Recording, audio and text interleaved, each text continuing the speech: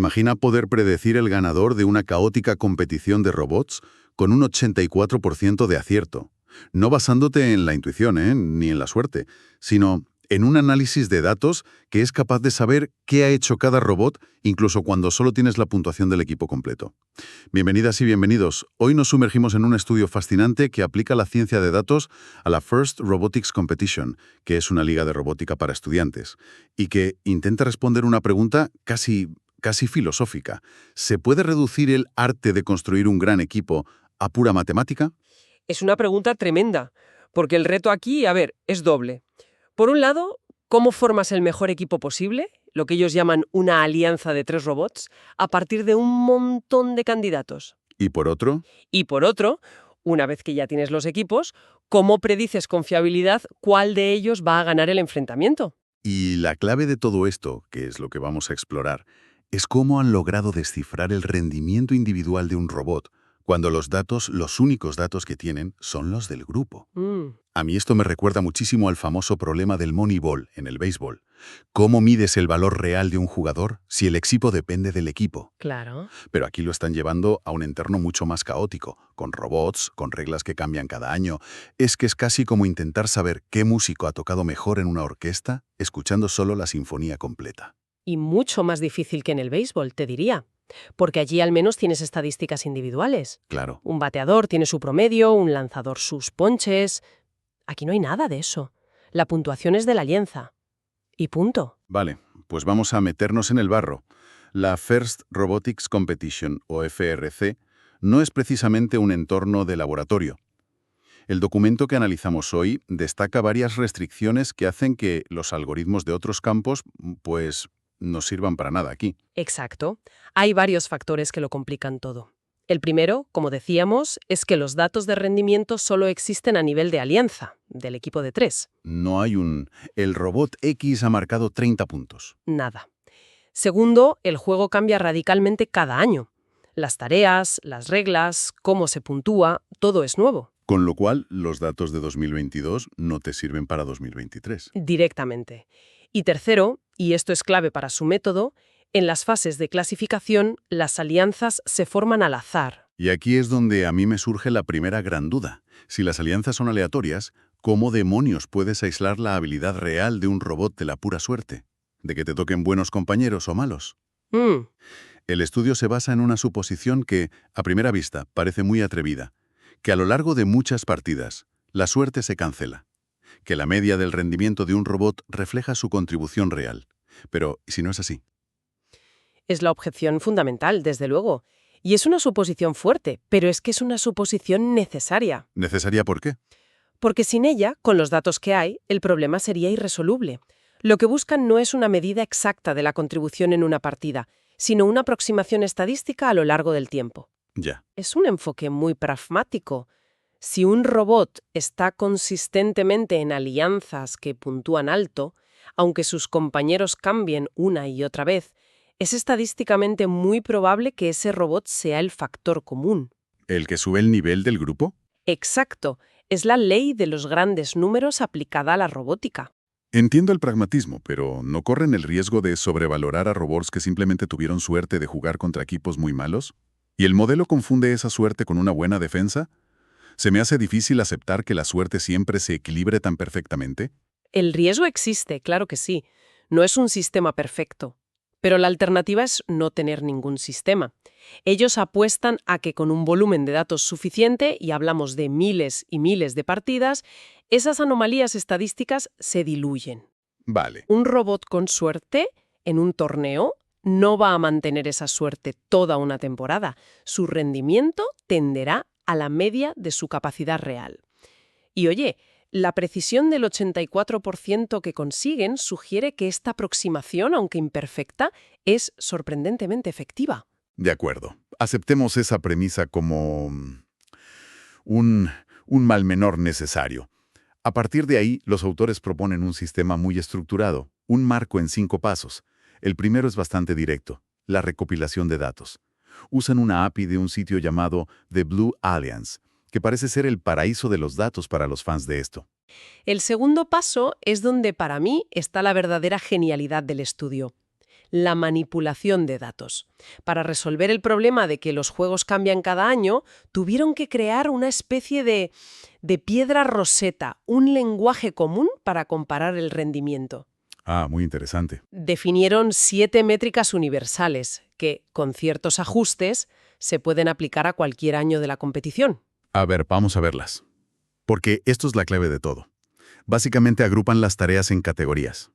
Por un lado, está lo que llaman puntuación tradicional baja, que son tareas sencillas y repetitivas. Como lanzar pelotas a un objetivo grande, por ejemplo. Y su contraparte, la puntuación tradicional alta, que es la versión difícil, lanzar desde más lejos o a un objetivo más pequeño. Exacto. Luego crearon una categoría para tareas más singulares, la puntuación técnica, que podría ser algo como encajar una pieza de puzzle. Vale, también miden por separado la puntuación autónoma, que es todo lo que hace el robot sin control humano al principio, algo crucial, Y la puntuación de fin de partida. que suele ser una tarea especial en los últimos segundos que da muchísimos puntos, como trepar por una estructura o algo así. Eso es. La sexta es sencilla. Faltas, los puntos que ganas cuando el rival es penalizado. Y llegamos a la séptima, que es la que a mí personalmente me chirría un poco, la defensa. La definen como la capacidad de obstaculizar al rival, pero la calculan como el negativo de los puntos que consigue el equipo contrario. Me suena a que es un atajo un poco burdo, ¿no? Es una crítica totalmente válida y creo que los propios autores la reconocerían como una simplificación. Es que un robot podría ser un muro defensivo increíble, obligando al rival a hacer tiros forzados, y eso no se traduce necesariamente en menos puntos si sus compañeros son un coladero. Claro, pero es una simplificación medible y consistente. En ciencia de datos, a veces una buena aproximación, una métrica proxy, que puedes calcular de forma fiable para miles de partidas, es mucho mejor que una métrica perfecta que es imposible de calcular. Ya, pero aún así, ¿no estamos metiendo un sesgo? El modelo podría premiar a robots que simplemente tuvieron la suerte de enfrentarse a rivales con problemas técnicos y lo etiqueta como buena defensa cuando no hicieron nada. De nuevo, es un riesgo que se mitiga con el volumen de datos. Un robot no se enfrenta a equipos malos en todas y cada una de sus partidas. A la larga, el modelo aprende a distinguir. Si las alianzas rivales puntúan sistemáticamente menos cuando un robot específico está en el campo, independientemente de sus compañeros, es una señal fuerte. Entiendo. Imperfecto, sí, pero es una señal. Y es esta generalización, a través de estas 7 métricas, lo que les permite crear esos perfiles de rendimiento individuales para cada robot. Vale, entiendo la lógica. Así que ya tenemos estos carnets de identidad de cada robot. La pregunta del millón es, ¿sirven para algo? ¿Puedes predecir quién va a ganar con esto? Aquí entra el tercer paso, la producción del modelo de predicción. Exacto. Entrenaron una red neuronal profunda, un perceptrón multicapa, con los datos de casi 64.000 partidas. 64.000 es una barbaridad. De 3 temporadas distintas. Y el resultado es francamente impresionante. Una precisión del 84,08% al predecir qué alianza ganará. Un 84% en un entorno tan caótico. Es una locura. Y este modelo se convierte en el motor para el cuarto paso, la estrategia de optimización de alianzas. Aquí es cuando los mejores equipos tienen que elegir a sus socios. En el draft, sí. Y en lugar de darles una tabla de números, la solución que proponen es visual. Y aquí es donde para mí se pone brillante. Utilizan gráficos de radar, como los que se ven en las figuras del documento. Son como una telaraña donde cada eje es una de las 7 métricas. Claro, un robot muy completo dibuja un heptágono grande y equilibrado. Y un robot especialista solo tendrá un par de picos muy largos, pues la estrategia que proponen es sorprendentemente simple. A la hora de elegir un compañero, escoge aquel que maximice el área total cubierta por el gráfico de radar de la nueva alianza. Es como si estuvieras en un videojuego creando a tu personaje, intentando que todas las barras de habilidad estén lo más altas posible. Exactamente, esa es la idea. El ejemplo que dan es genial. El equipo 12-18, que es muy fuerte en puntuación baja, recibe sugerencias 1, el equipo 54-07, que destaca justo donde ellos flaquean, en puntuación alta. El gráfico de uno rellena los huecos del otro. Pero esto nos lleva al debate estratégico más interesante de todo el estudio. A ver. El método tiene un sesgo inherente. Siempre favorece el equilibrio. Maximizar el área del radar te lleva a crear equipos todoterreno. competentes en todo, pero quizá no excelentes en nada. Espera, entonces la herramienta podría ser una trampa. Podría llevarte a construir un equipo pasable en todo, pero que sería aplastado por 3 robots que son geniales en una sola cosa que resulta que da el 80% de los puntos ese año. Ahí está el quid de la cuestión. Imagina un juego donde la tarea de fin de partida, como trepar una torre, da una cantidad de puntos desproporcionada. Vale. Una alianza de 3 especialistas en trepar, aunque sean mediocres en todo lo demás, podría ser imparable. Su gráfico de radar combinado sería muy pequeño y desequilibrado, con un solo pico enorme. ¿Y el algoritmo de maximizar el área? Jamás te recomendaría esa combinación. Te sugeriría un compañero que te equilibre, que te haga mejor en las tareas de baja puntuación, diluyendo tu mayor fortaleza. O sea que la herramienta te podría estar guiando hacia una derrota estratégica segura, aconsejándote que formes un equipo bonito sobre el papel, un heptágono perfecto, pero ineficaz en la práctica. Ojo, esto es un problema enorme. Es un problema filosófico sobre estrategia. ¿Es mejor ser generalista o especialista? Este sistema apuesta todo al generalista. No digo que esté mal. En muchos escenarios un equipo equilibrado es superior. Pero ignora por completo la posibilidad de que la estrategia ganadora sea la hiperespecialización. El sistema no entiende de sinergias complejas, solo entiende de promedios. Suma las habilidades y busca el promedio más alto en todas las categorías, no la combinación más letal para las tareas que de verdad importan ese año. Entonces, el quinto paso, el desarrollo de una aplicación web para que los equipos usen esto en tiempo real. Es una herramienta muy potente, pero que hay que usar con mucho cuidado. El capitán del equipo necesita tener el criterio para decir: gracias por la sugerencia, algoritmo, pero este año el juego se gana aquí, y voy a reclutar a los 2 mejores especialistas en esto, aunque nuestro gráfico de radar parezca horrible. Precisamente. La herramienta es un consejero, no un oráculo.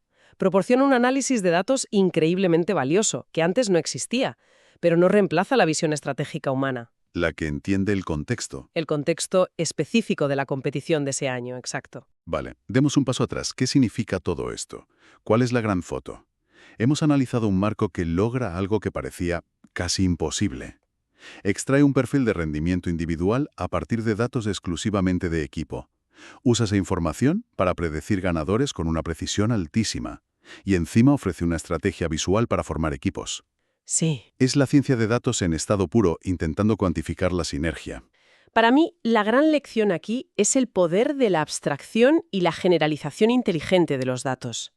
El verdadero éxito de este proyecto no está en la red neuronal. Que es una herramienta más o menos estándar. Lenguaje común, esas 7 métricas, para poder comparar peras con manzanas a través de diferentes años. Demuestra que entender a fondo el dominio del problema, en este caso la robótica, es mucho más importante que el algoritmo que aplicas después. El algoritmo es tan bueno como los datos que le das. Y ellos han sido muy astutos en cómo han construido esos datos. Y aún así, con toda esa astucia, hemos visto que tiene un punto ciego estratégico fundamental, ese sesgo hacia el equilibrio. Lo que nos lleva a la reflexión final. El estudio sugiere, como trabajo futuro, aplicar la visión por ordenador para analizar las grabaciones de las partidas. Y esto nos deja una pregunta final en el aire. Si una inteligencia artificial pudiera analizar no solo qué puntos se consiguen, sino cómo se logran, la eficiencia de un movimiento, el posicionamiento, la anticipación a un rival, llegaríamos a un punto en que el análisis de la máquina supere por completo la intuición de un experto humano para reclutar talento. ¿Y si eso ocurre? ¿Qué se pierde cuando el arte de formar un equipo se convierte puramente en un problema de optimización matemática? Una pregunta para reflexionar. Gracias por acompañarnos en este análisis en profundidad. Hasta la próxima.